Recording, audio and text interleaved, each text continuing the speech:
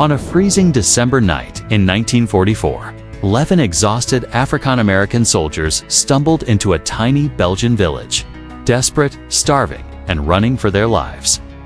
They believed they had finally found safety. Instead, they walked straight into a nightmare history chose to forget.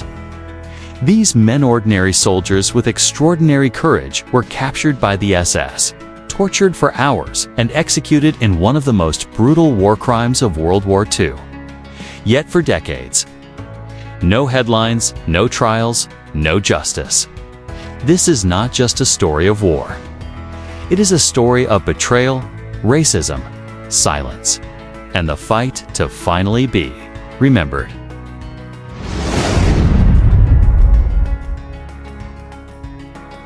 December 16, 1944. Before sunrise touched the forests of Belgium.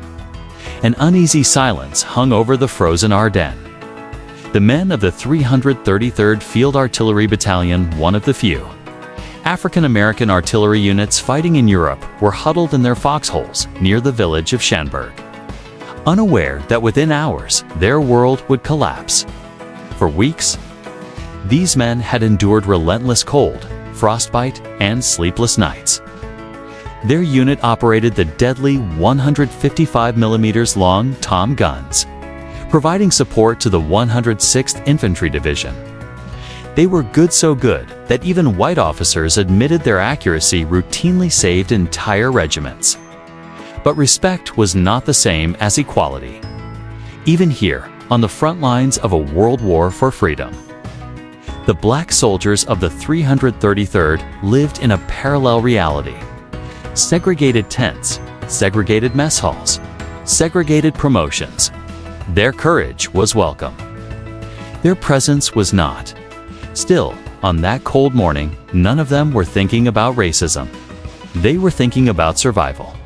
At exactly 5:30 a.m., the earth shook, a thunderous wave of German artillery. Fire exploded across the American lines, opening blow of what would become Hitler's last major offensive, the Battle of the Bulge. Shells screamed overhead, smashing trees, tearing open bunkers, and throwing bodies and debris into the air. The 333rd instantly understood what was happening. This was no routine barrage. This was a full-scale surprise attack. Orders barked through frozen air. Return fire. Hold your positions. The long toms roared back, firing into the fog where the German armor advanced. Snow melted around the guns from the heat. The men worked like a machine loading, firing, adjusting coordinates every second critical. But as the morning unfolded, the American lines collapsed under the sheer momentum of the German assault. Thousands of Wehrmacht and SS troops surged through the Ardennes in a coordinated wave. Tanks rolled over American defenses. Roads choked with retreating units. Communications crumbled. The 106th Infantry ordered a withdrawal. But no one came to evacuate the 333rd. Segregated units were often treated as expendable. This time, that cruelty sealed their fate. By noon, the 333rd was nearly surrounded. German panzer units closed in from multiple directions. The artillerymen fought stubbornly, buying precious time for other American units to escape. When shells ran low, rifles came out. When rifles jammed in the cold, grenades were used. When grenades were gone, the men ran. Only a fraction managed to break through enemy lines. Among them were 11 men who would soon become known as the Wereth 11, Staff SGT, William Pritchett Technician, 5th grade James Stewart Technician, 5th grade George Davis Private, 1st class George Moten, Rebet, 1st class James Leatherwood, Private, 1st class Dew Turner, Private 1st class Magger, Bradley Private, 1st class Thomas Fort, Private, 1st class Robert Green, Private 1st class Nathaniel, Moss Private 1st class Curtis, Adams exhausted, frozen, and cut off from their battalion, they stumbled through waist-deep snow. They had no winter boots. Black units were often deprived of proper gear. Their hands bled from the cold. Some had lost their gloves. Frostbite slowly crept up their limbs. Yet they pushed on, driven by a single hope: find shelter, avoid capture, survive. Near dusk, the men saw a small farmhouse smoke rising from a chimney. A chance at warmth, a chance at life. It belonged to the Langer family in the tiny village of Wereth, Belgium. Despite knowing the risks, Germans executed civilians for helping. Americans, the Langer family, welcomed the 11 black soldiers inside. They were fed warm soup, given water, allowed to rest their frozen limbs. For a brief moment, the nightmare vanished. Then came the sound that shattered everything, in the crunch of boots in snow. A German patrol had entered Wereth. Someone in the village had informed the SS that American soldiers were hiding in the Langer home. History would never reveal the name of the informant. The 11 men stood up. They knew if they stayed, the Langer family would be killed, so they walked outside and surrendered. They believed the laws of war would protect them. They believed they would be treated as prisoners. They believed the worst was behind them. They had no idea the real horror was only beginning. Snow fell softly over Wereth as the 11 men stepped out of the Langer farmhouse. Hands raised, bodies trembling from cold and exhaustion. Their uniforms were soaked, their boots half frozen to their feet. But they walked with dignity, disciplined, calm, trying not to show fear. Facing them stood a patrol of 17th SS Panzergrenadiers. Elite troops hardened by years of brutal combat on the Eastern Front. These were not ordinary soldiers. They belonged to a unit infamous for ruthlessness, indoctrinated with Hitler's racial fanaticism. The moment the SS saw the black soldiers, their expressions twisted, not with the cold, but with rage to them. Black soldiers were not soldiers at all. They were considered subhuman, unworthy of military honor, unworthy of mercy. The Wereth 11 knew they were in danger, but they did not yet know how much. The SS ordered the men to march, not toward a camp, not toward a prison, but toward a frozen field outside the village, isolated, silent, hidden. The 11 men walked in a line, watched by villagers through cracked windows. No one dared intervene. Helping American soldiers meant execution. Even showing sympathy meant punishment.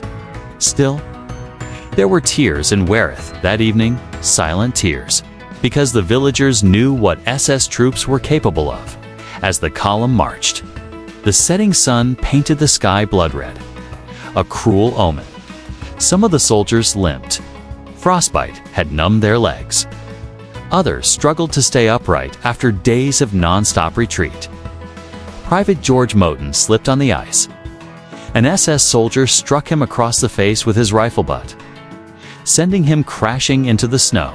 The message was clear. There would be no kindness tonight. Once the men reached the field, the SS forced them to stand in a tight group. The wind cut like knives. The snow rose up their ankles. One of the SS patrol leaders began questioning them, demanding information about American troop positions, artillery strength, and retreat routes. The 11 men remained silent, not because they didn't know, but because they were soldiers and they understood the consequences of speaking. Their silence infuriated the interrogators. Modern investigations and forensics later revealed that their silence cost them dearly. The SS did not shoot them. A bullet would have been too quick.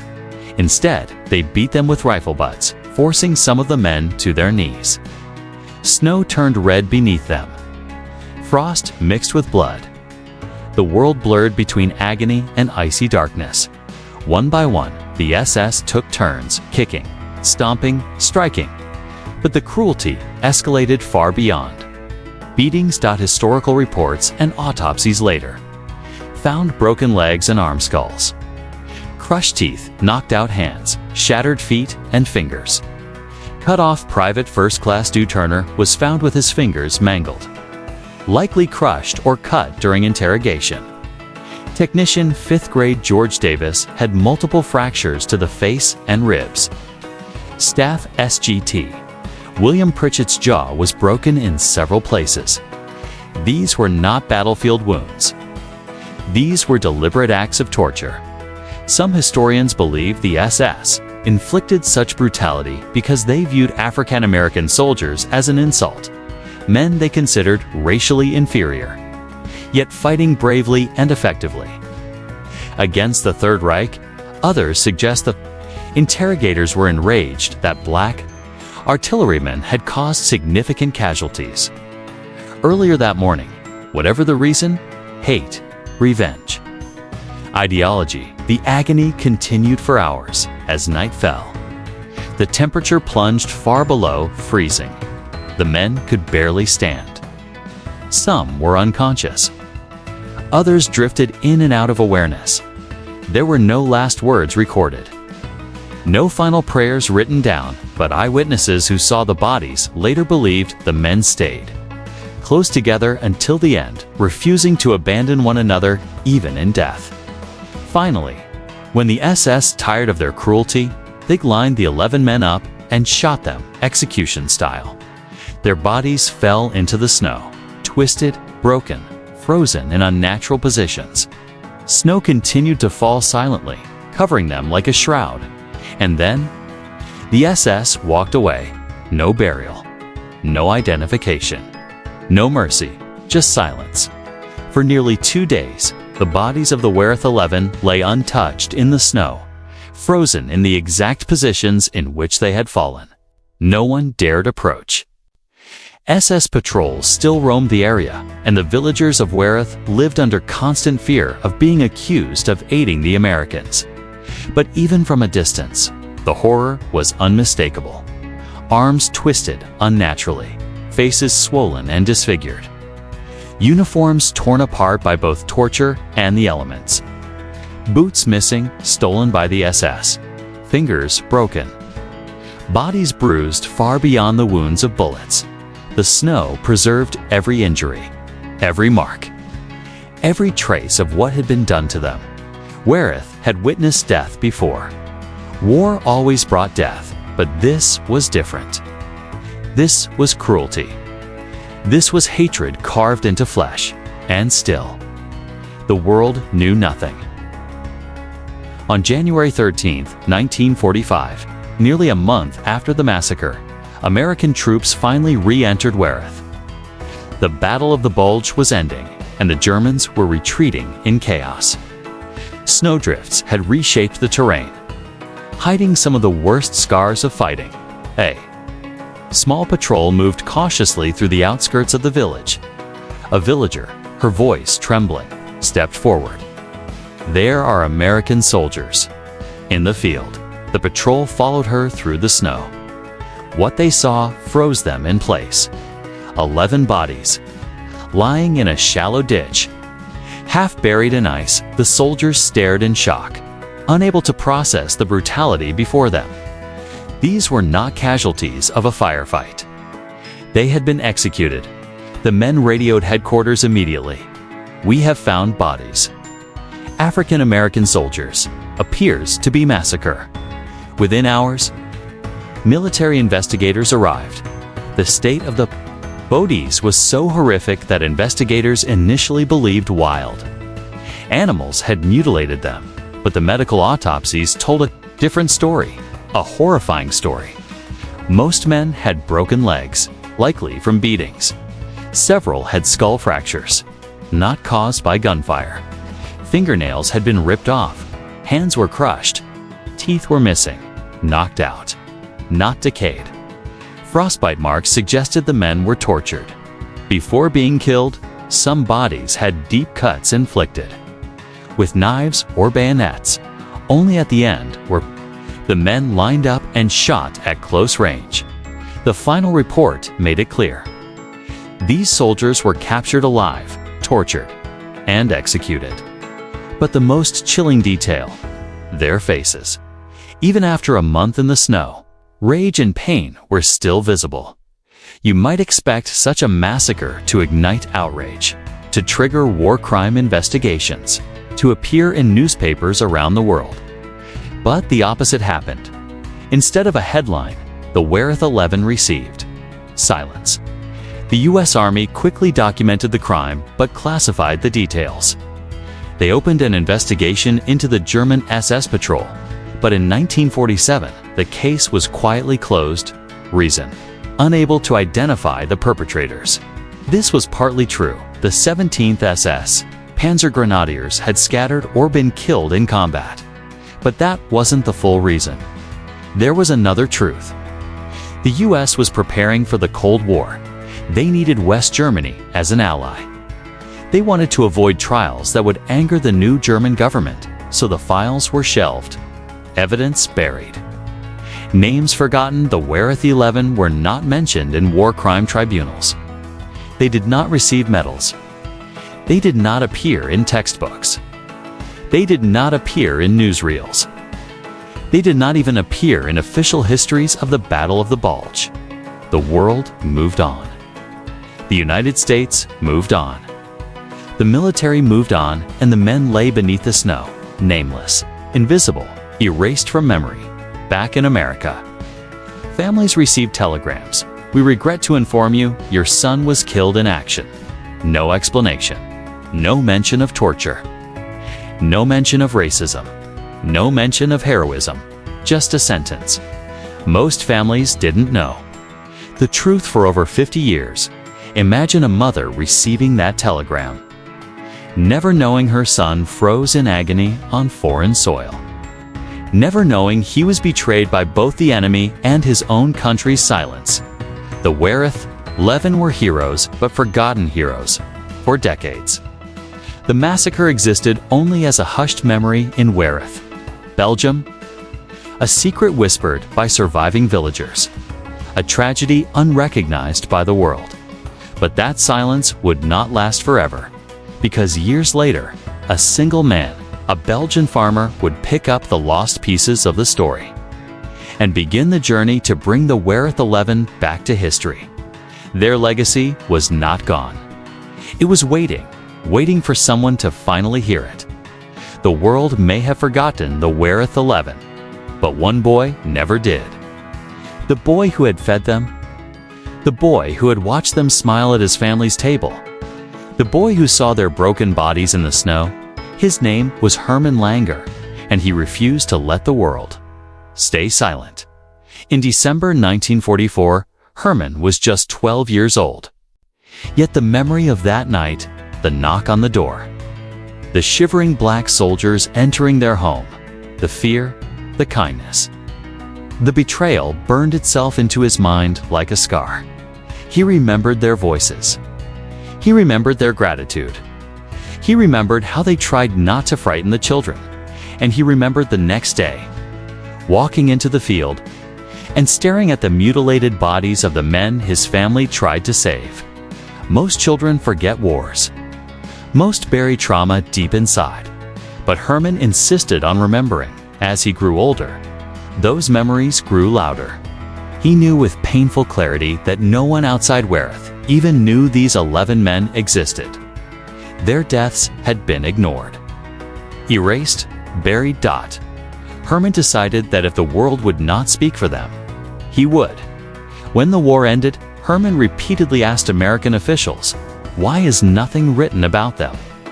Some officers shrugged. Some didn't know. Many didn't care. The Cold War had begun. America didn't want more war crime trials, especially not ones involving black soldiers. But Herman refused to accept the silence. He started collecting scraps of information, old maps, witness accounts, military reports. He met returning American veterans. He spoke to the families in Wereth who remembered the night the SS arrived, piece by piece. He rebuilt the story, but still, the world ignored him. By the early 1990s, Herman realized no government was going to help him. So he took matters into his own hands. In a small patch of land near the site of the massacre, he placed a simple granite stone with 11 names, No ceremony. No officials. Just one man honoring the dead. It wasn't grand. It wasn't large. But it was the first official recognition the Wereth Levin had received in nearly 50 years. Herman stood in front of that stone and made himself a promise. I will not allow them to be forgotten again. Herman began writing letters, hundreds of them. He contacted the U.S. Embassy in Brussels, the Pentagon American Historians' Battle of the Bulge, Museum's African American Veterans Group senators. Most letters received polite rejections. Some were ignored. A few were lost in bureaucracy, but Herman did not stop. He kept pushing. Kept telling the story, kept insisting. These men deserved recognition. The turning point came when an American military historian visited Wereth and heard Herman speak. Moved by the passion and accuracy of his story, he helped carry the message back to the U.S. soon. Historians began investigating the case. Documentaries were proposed. World War II researchers published articles. Slowly, painfully slowly, the silence began to crack. By the early 2000s, momentum had grown. Veterans associations pushed harder. Black history groups demanded recognition. And finally, after endless pressure, the U.S. government acknowledged the massacre. In 2017, over 7 decades after the murders, the Wereth massacre was officially entered into. The U.S. military archives the World War II war crimes, record the official Battle of the Bulge documentation. What should have taken 1 year had taken 73. But it happened because one person refused to forget. Herman Langer and a group of Belgian citizens had accomplished what governments, armies, and nations failed to do. They restored the memory of the Wereth 11 today. Hundreds of Americans and Europeans walk the same path the Wereth 11 were forced to take. The route goes past the Langer family home, across the snow-covered Field Artillery. The lonely patch of forest stand ends at the memorial, now expanded into a peaceful shrine at the Langer house. The original kitchen table still sits. The table where the soldiers ate their last meal. Visitors often place their hands on it and fall silent, because the story becomes real. The moment you touch that wood, you can imagine the soldiers sitting there, cold, exhausted, thankful, hopeful. Nobody leaves Wereth unchanged before his death in 2013. Herman finally saw his dream come true. The Wereth 11 were not forgotten. Their names were spoken across continents. Their story was taught in classrooms. Their memorial became a symbol of courage. Not only the soldiers' courage, but Herman's own. A 12-year-old boy had witnessed a horror. A grown man had fought a lifetime to make the world hear the truth, and he succeeded. The snow in Wereth had long turned to ice by the time American investigators reached the village. But when they stepped into the muddy field near the Langer farmhouse, they knew immediately this was not the work of war. This was the work of hatred. The 11 bodies of the African-American artillerymen lay contorted in the earth, hands tied, faces beaten, bones broken, fingernails ripped out, gunshots fired at point-blank range. It was one of the worst war crimes committed against American soldiers in World War II. And yet, almost immediately, something disturbing happened. The initial field report described the scene as torture by German forces. Officers who found the bodies called it beyond brutality. Some even tried to push for an official investigation, but those reports quietly disappeared. No hearings, no press briefings, no war crime tribunal, no justice. The Wereth 11 were erased before they were even buried. To understand why the massacre was hidden, you have to understand the U.S. Army of 1944. It was segregated. It labeled black troops as unfit for combat. It gave them fewer promotions, older equipment, and lower quality food. And worst, Of all, it believed the public saw black soldiers as less heroic, less important, and less newsworthy. The Army had just begun allowing black units near the front lines, and pressure was high. The War Department feared that publishing a massacre of black soldiers might embarrass U.S. propaganda efforts, raise questions about why black troops were left under-equipped at jigger. Criticism from civil rights groups create tension between white and black soldiers already serving in Europe.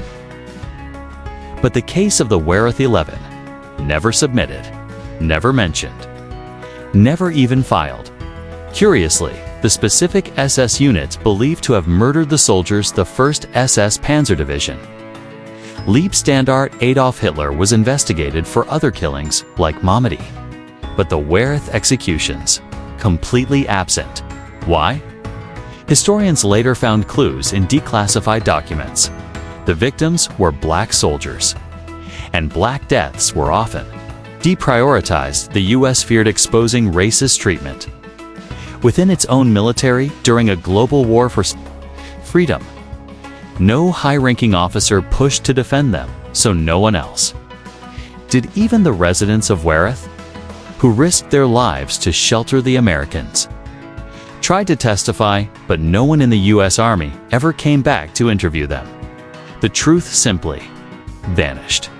When the telegrams were delivered back home to Louisiana, Alabama, Mississippi, and Kentucky, the families of the Wereth 11 were told only one sentence: "Your son died honorably in combat." No mention of torture. No mention of betrayal by Nazi SS. No mention that their sons had been murdered after surrendering for decades. The families were left with silence, forced to imagine a battlefield death that never happened. It wasn't just the soldiers who were erased. Their suffering was erased. Their courage was erased. Their story was erased in the decades after the war. America faced the civil rights movement, desegregation, and rising pressure to confront racial injustice. Yet history books continue to highlight Malmadurador Sergalana Botan Stalig massacres, but the massacre of 11 African-American soldiers on European soil. Not a single chapter. Textbooks ignored it. Hollywood ignored it. Military history ignored it. The reason was painfully simple. Their story challenged the myth that all American soldiers were treated equally. It exposed a reality few wanted to admit: that black soldiers fought for a country that still refused to fight for them. From 1945 to the mid-1990s, only villagers in Wereth kept the memory alive, lighting candles at the site every winter, praying for 11 American boys no one else remembered. It would take nearly 50 years before the massacre was rediscovered. And it would take even longer before the U.S. Army finally acknowledged what happened. But that turning point, the rediscovery, becomes the next phase of your documentary. For almost half a century, the field in Wereth slept in silence. There were no memorial stones, no markers, no official records acknowledging what happened. Just a patch of cold Belgian earth where 11 American soldiers had taken their final breath. But memory is a strange thing. It survives even when history tries to erase it. And in Wereth, it survived inside the hearts of the villagers. Every winter, even decades after the war ended, the people of Wereth gathered near the Langer farmhouse. They knew the story because their parents had told it. And their parents had heard it from Matthias and Maria Langer, the couple who risked their lives to shelter the fleeing African-American soldiers on that frozen December day in 1944. The villagers remembered the soldiers' exhaustion there, frozen hands steer, desperate hunger, and the SS patrol marching them away into the snow even. Though the U.S. Army never returned to investigate, the villagers could never forget what they'd witnessed onto them. The Wereth 11 were not strangers. They were sons who died far from home, and someone had to remember them, even if their own country didn't. In the early 1990s, something unexpected happened. A Belgian man named Marcel Schmetz, along with his wife Mathilda, were researching the history of American soldiers in the Ardennes. They ran a small museum dedicated to the Battle of the Bulge, a museum built not for money, but from pure gratitude for the soldiers who liberated Belgium one day. While digging into forgotten war reports, Marcel stumbled upon a tiny reference, just a single line mentioning the bodies of 11 African-American soldiers discovered near were no details, no context, just a line. But that was enough, because Marcel had grown up hearing whispers about the Americans who died nearby. Now he had a clue, a thread, and he pulled. Marcel began traveling from farm to farm, house to house, interviewing elderly villagers who still remembered that winter of 1944. Many were children at the time, but their memories were sharp. They remembered the fear. They remembered the SS patrol. They remembered the gunfire in the distance. And they remembered the silence afterwards. One elderly woman pointed to the exact field where she last saw the soldiers alive. Another recalled how her parents wept when they heard the men had been found, tortured piece by piece, testimony by testimony. Marcel reconstructed the entire timeline, something the U.S. Army never did. And with every detail he uncovered, the story grew darker and more urgent. When Marcel finally assembled the evidence, photos, notes, local testimonies, wartime maps, he realized what he had rediscovered: a forgotten American war crime case. One of the only World War II massacres where the victims were U.S. soldiers, and it had been buried for 50 years. He contacted American military historians. Many were stunned. Some refused to believe it. Others admitted they had never heard of it. The Wereth 11 had been completely erased from official histories, not by accident, but by design. But Marcel was not willing to let the truth die again. Once the rediscovery gained attention, something incredible happened. The families of the Wereth 11 were finally contacted. For decades, they had believed the official telegrams killed in action. But now, they were hearing the real story. Their sons were captured after seeking shelter. They were handed over to the SS by a collaborator. They were humiliated, beaten, tortured, and finally executed. Some families cried. Some were silent. Some said they had always suspected the government wasn't telling them everything. One mother reportedly said they didn't want black soldiers to be heroes, so they forgot them. But now, the truth was rising from the snow. Marcel, along with several veterans groups, launched a campaign to honor the Wereth 11 properly. Letters were sent.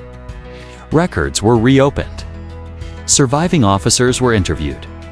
And the story began making its way through American military channels once again. Slowly, painfully, the Wereth 11 re-entered history. By the late 1990s, U.S. Army officials could no longer deny what happened. The evidence was overwhelming, the cover-up undeniable, and in 2001, on the very land where the soldiers were murdered, a memorial was finally constructed, not in Washington, not in a museum, but in Wereth, Belgium. Built by people who had never forgotten, the memorial stands tall on a small hill, silent but powerful. It is not grand. It is not political. It is simply truth in stone, a truth the world nearly lost. History has a way of forgetting those who are inconvenient to remember. For the Wereth 11, that history lasted over 50 years. But truth, as Marcel Schmetz and the villagers of Wereth discovered, has a stubborn persistence. It seeps through the cracks of silence, demanding to be acknowledged.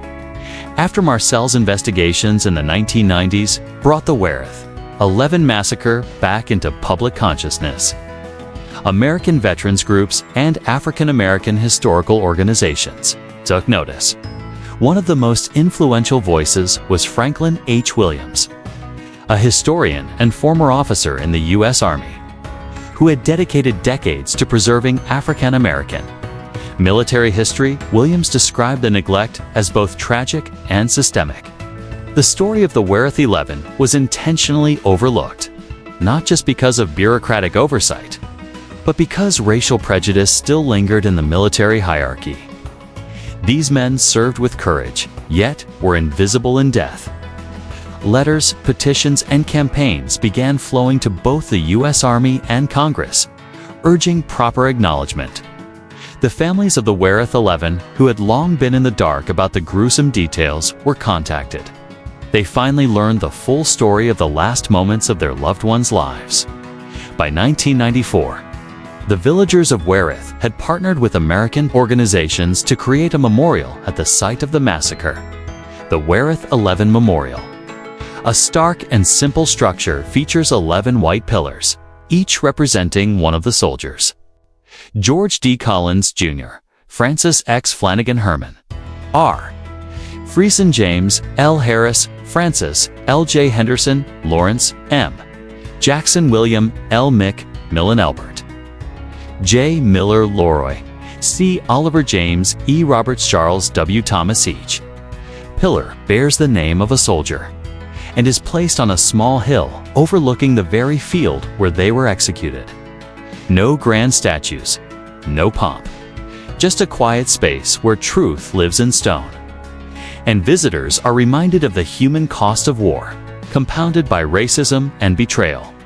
The memorial was formally unveiled in 1994, 50 years after the massacre. Belgian villagers, American military historians, surviving veterans, and family members of the Wereth 11 attended. For many families, it was the first time they could publicly mourn, even after the memorial in Belgium.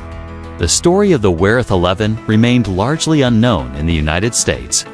The U.S. military archives contained sparse records, and the massacre was barely mentioned in official reports of the Battle of the Bulge. Mainstream history books often overlooked the role of African American soldiers in World War II. Many schools and media outlets either ignored or minimized the event. This continued silence reflected the racial prejudice embedded in historical narratives. African American soldiers were celebrated selectively. Heroes were recognized only when convenient or politically expedient. Yet, the Wereth 11 were slowly becoming a symbol, a stark reminder of both bravery and betrayal, of soldiers who faced the enemy abroad and discrimination at home. In the late 1990s and early 2000s, African American veteran groups and civil rights organizations began to organize ceremonies, lectures, and documentaries about the Wereth 11, the 761st Tank Battalion. Association highlighted the massacre in its newsletters, showing solidarity among African American World War II veterans. Historians and filmmakers used archival documents, oral testimonies from Belgian villagers, and interviews with families to reconstruct the narrative in vivid detail. News outlets began reporting the story, calling attention to military cover-ups and systemic racism, not just Nazi atrocities. By bringing the massacre into public discourse, these efforts made it impossible to ignore the Wereth 11 any longer. Belgium, in particular, embraced the memory of the Wereth 11 as part of its World War II. Heritage. School children visited the memorial as part of history lessons. Annual ceremonies were held each December, attended by Belgian officials, U.S. diplomats, and the families. Documentaries in Europe ensured that the massacre would be remembered as both a war crime and a testament to courage. This international attention forced a broader reckoning. If the U.S. military and society had been slow to honor them, at least the world would remember. Today, the Wereth 11 Memorial is more than a marker of tragedy. It is a reminder of the sacrifices of Black soldiers, often ignored in mainstream narrative. ASA. Lesson in courage: 11 men who continued to fight, even after capture, a testament to truth, showing that even decades-long cover-ups cannot erase human memory. Scholars now cite the Wereth 11 as a key example of intersectional injustice in military history, the collision of war crimes, racial prejudice, and institutional neglect.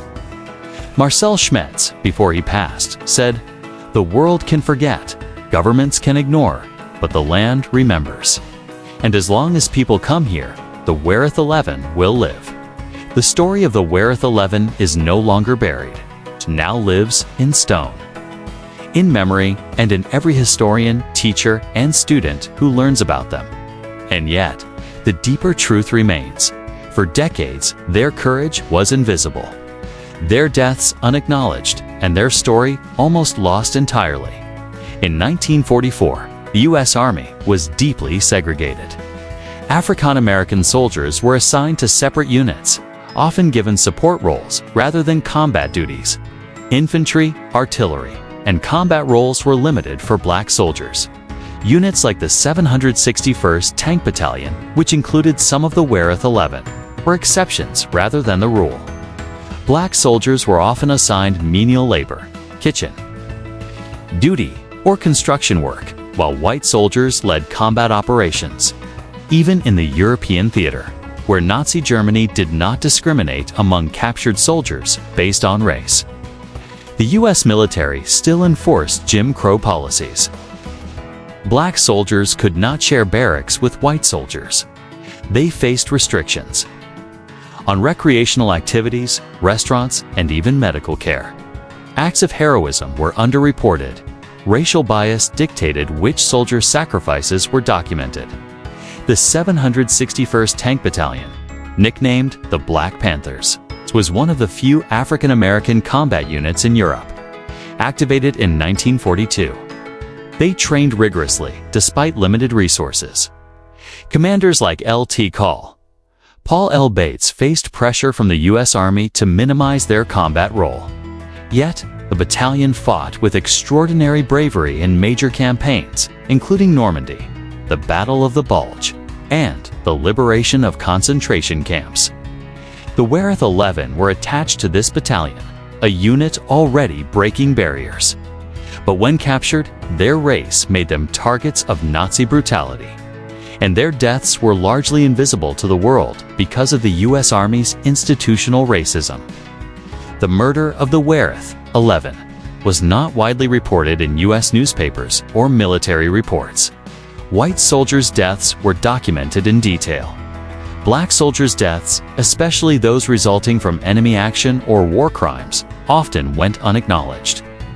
The U.S. military did not investigate the Wereth 11 massacre ostensibly. Records remained sparse, and the event did not appear in official after-action reports. Families were left in the dark. Many assumed their loved ones had died in combat without knowing the horrific circumstances. Historians have argued that this silence was both systemic and deliberate, reflecting broader societal attitudes. Racism in the military during World War II was pervasive.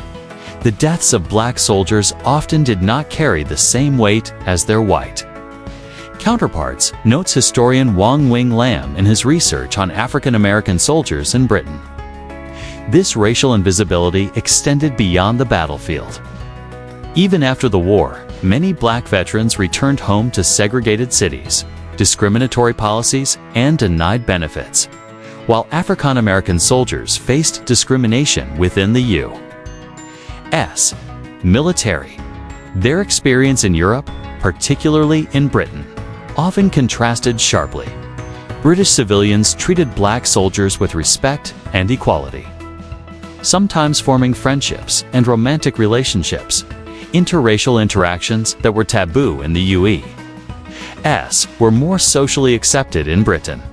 Newspapers and local authorities occasionally defended African American soldiers against harassment by white American troops stationed in Europe. This contrast highlighted the absurdity of Jim Crow laws and the systemic racism within the U.S. Army. It also amplified the tragedy of the Wereth 11 men who fought courageously abroad, yet could not escape racialized violence even in captivity. The Wereth 11 became a symbol for racial injustice within the U.S. military, the courage and resilience of African American soldiers the consequences of historical neglect and silence by. Remembering the Wereth 11, historians and educators highlight not just a war crime committed by the Nazis, but also the broader systemic failures that allowed such atrocities to remain hidden. Since the 1990s, the story of the Wereth 11 has begun to be incorporated into curricula, documentaries, and museums. Teachers use the Wereth 11 to explain the dual struggle African American soldiers faced fighting for freedom abroad while denied equality at home. Museums, such as the African American Civil War Museum and exhibits on World War II, now include sections dedicated to the 761st Tank Battalion and the Wereth 11. Documentaries and historical articles have analyzed the massacre alongside U.S. military racism, creating a more accurate historical record. Through education, the Wereth 11 teach a lesson in courage, injustice, and the need for truth, ensuring that the story resonates far beyond a single village in Belgium. Remembering the Wereth 11 is about more than honoring 11 men. It is about confronting historical erasure. It is about acknowledging the lived reality of African American soldiers and understanding how race shaped the narrative of World War II. In the next part, Part 9, we will explore personal stories and testimonies from families, survivors, and villagers, showing the emotional human side of the Wereth 11, the grief, resilience, and remembrance that keeps their memory alive today. Wereth, a small village in Belgium, became an unwilling witness to the atrocities of war. The local villagers, many of whom were civilians with no military training, found themselves caught in the crossfire of the Battle of the Bulge in December 1944. Several villagers discovered the bodies of the Wereth 11, mutilated and left in the snow. Shocked by the brutality, they risked their lives to record the names of the soldiers and report the incident to Allied forces. Villagers later recounted how the scene left a lasting psychological scar, the snow stained with blood, the silence of the murdered soldiers, and the overwhelming sense of injustice. Their testimony was crucial, because the U.S. Army at the time did not prioritize investigations into the killings of African American soldiers. Without these eyewitness accounts, the story of the Wereth 11 might have been lost entirely. For the families of the Wereth 11, the post-war period was marked by uncertainty and grief. Most received official notice that their loved ones were missing in action rather than confirmed dead. Many waited months, hoping for letters or updates. Some families only learned the full story decades later, when historians and journalists began uncovering details about the massacre. The delayed recognition of the Wereth 11 was a bitter reminder of the sectical systemic racism that erased the sacrifices of black soldiers from public memory. One relative, in an interview decades later, reflected, "We knew they went to fight for freedom, but we didn't know the price they paid. We didn't even know if they survived." That silence was unbearable. While there were no direct survivors among the Wereth 11, their story survived through historical research, military records, and local accounts. Historians like Wang Winglam and journalists such as Tim Luckhurst have pieced together events from fragments of official documents, village records, and oral testimonies. Their work uncovered the soldiers' identities, the battalion they belonged to, and the circumstances of their deaths. These efforts turned a nearly forgotten atrocity into a symbol of historical accountability, showing the world that even suppressed stories can be restored with diligent research. Recognition of the Wereth 11 came decades after the war, in 1994. The Wereth 11 Memorial was inaugurated in the village of Wereth, Belgium. A cross with the names of all 11 soldiers stands on the site where they were murdered, marking a solemn place of remembrance. Veterans groups, historians, and civil rights organizations now visit annually, ensuring that the sacrifice of these men is never forgotten. The memorial is more than stone and inscriptions. It is a testament to resilience, acknowledgement, and the courage to confront uncomfortable truths about war, race, and historical neglect. The Wereth 11 massacre is not just a historical fact. It is an emotional story that continues to resonate. Grief and loss. Families and descendants feel the pain of lives cut short. Recognition and justice. Memorials and educational programs attempt to honor the soldiers' bravery and address historical erasure. Reflection on racism. The massacre prompts society to confront systemic inequalities, both in the past and present. The story has inspired books, documentaries, and educational programs, from university courses examining African American soldiers' experiences to museum exhibits, highlighting overlooked war crimes.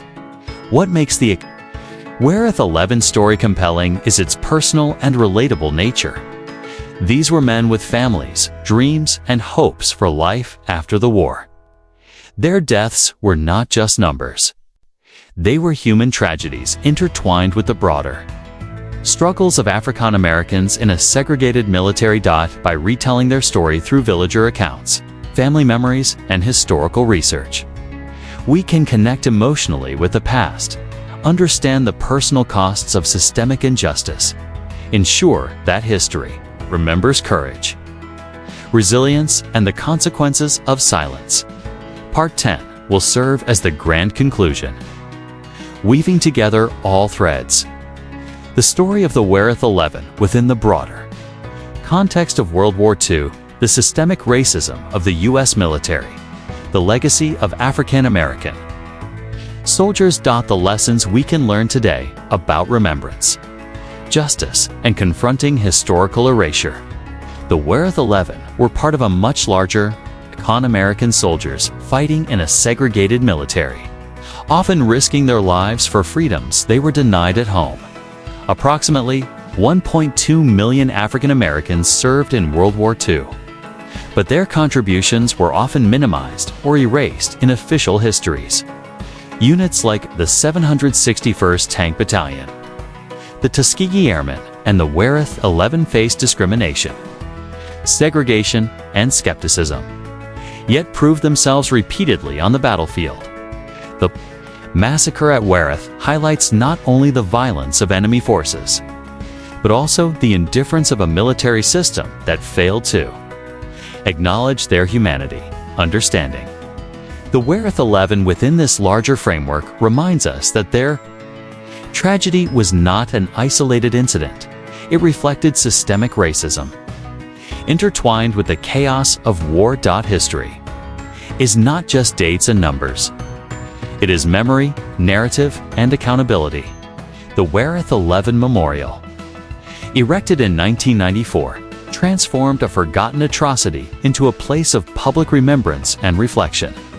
Memorials serve as educational tools, helping younger generations understand the costs of prejudice, war, and silence. They are also a moral imperative, insisting that society confront the truths that are uncomfortable but necessary. The act of remembering the Wereth 11 is an act of justice in itself. It restores their names, their identities, and their dignity in the historical record. The story of the Wereth 11 offers timeless lessons. Courage in the face of danger. These men fought bravely against both the enemy abroad and the discrimination at home. The danger of silence. For decades, the massacre went largely unrecognized due to systemic racism and institutional neglect. History shows that truth requires persistent effort to uncover and honor the human cost of prejudice. War magnifies injustice, and when combined with racial discrimination, it leads to tragedies that must be acknowledged. By studying the Wereth 11, we are reminded that history is shaped by those who tell it, and those who remain silent often leave injustice unchallenged. The Wereth 11 were not just soldiers. They were sons, brothers, and friends. Their story is deeply human.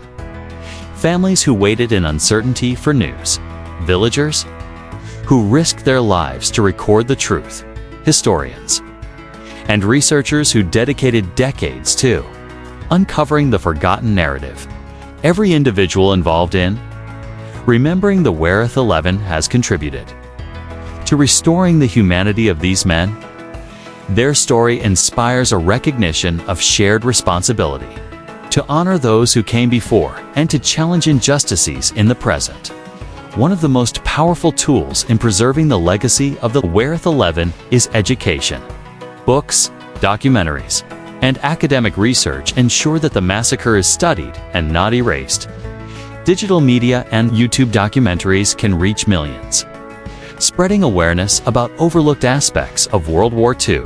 Schools and museums that include African American military contributions help challenge the narrative that history belongs only to the victors or the privileged. By integrating stories like the Wereth 11 into mainstream history, we foster critical thinking, empathy, and historical justice.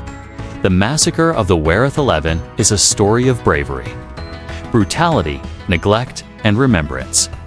It challenges us to ask difficult questions.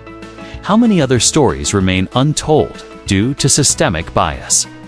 What responsibilities do we have to preserve memory and ensure justice, even decades later? How can history teach us to recognize and confront prejudice in our own time? Their story reminds us that every soldier, every civilian, and every act of courage matters. The Wereth 11 were forgotten for too long. But through research, memorials, and storytelling, they have reclaimed their place in history.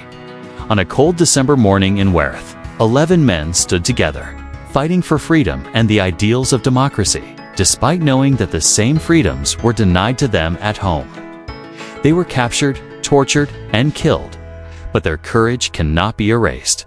Today, the Wereth 11 Memorial stands as a symbol of resilience and justice. And their story continues to teach us that remembering the past is not just about history. It is about ensuring that the sacrifices of the forgotten are honored, that injustice is confronted, and that humanity prevails even in the darkest moments by telling their story. We give the Wereth 11 the voice they were denied and ensure that their bravery, humanity, and sacrifice live on forever.